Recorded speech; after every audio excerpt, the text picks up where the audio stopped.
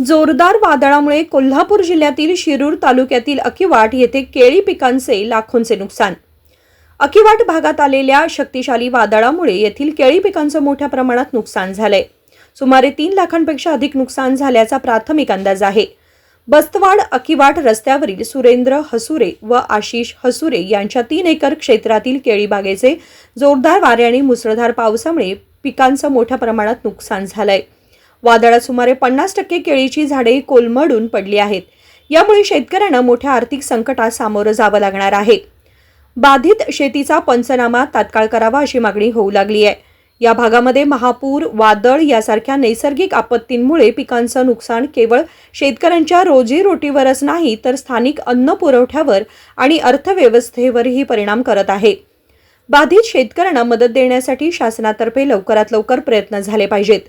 नुकसानीचे मूल्यांकन करून आर्थिक मदत वेळेत मिळाली पाहिजे असे येथील स्थानिक शेतकऱ्यांचं मत आहे। अशा नैसर्गिक आपत्तींचा शेतीवरील परिणाम कमी करण्यासाठी उपाययोजना राबवणं गरजेचं आहे। यासाठी नवीन तंत्रज्ञानाचा अवलंब केला पाहिजे।